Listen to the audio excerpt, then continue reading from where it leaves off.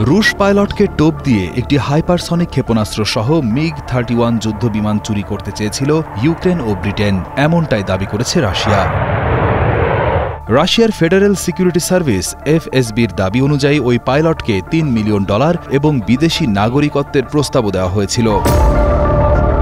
রুশ সংবাদ সংস্থা RIA নভস্তির বরাতে বলা হয়েছে, চুরি করা বিমানটি রোমানিয়ার কনস্ট্যান্টা শহরে অবস্থিত ন্যাটো ঘাঁটির দিকে নিয়ে যাওয়ার পরিকল্পনা ছিল। সেখানে পৌঁছানোর পর বিমানটিকে বিমান প্রতিরক্ষা ব্যবস্থার মাধ্যমে গুলি করে ভূপাতিত করার পরিকল্পনা করা হয় বলে দাবি করেছে রাশিয়ার নিরাপত্তা সংস্থা।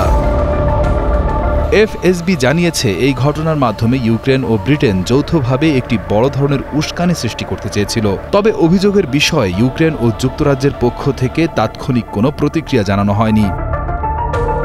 উল্লেখ্য, MiG-31 যুদ্ধবিমান থেকে উৎক্ষেপণযোগ্য কিনঝাল নামের ক্ষেপণাস্ত্রকে রাশিয়া হাইপারসনিক ব্যালিস্টিক অস্ত্র হিসেবে বর্ণনা করে। এই ক্ষেপণাস্ত্র অতিমাত্রায় উচ্চ গতি এবং জটিল উড্ডয়ন পথের কারণে প্রতিরক্ষা ব্যবস্থার জন্য বাধা সৃষ্টি করতে সক্ষম বলে দাবি মস্কোর।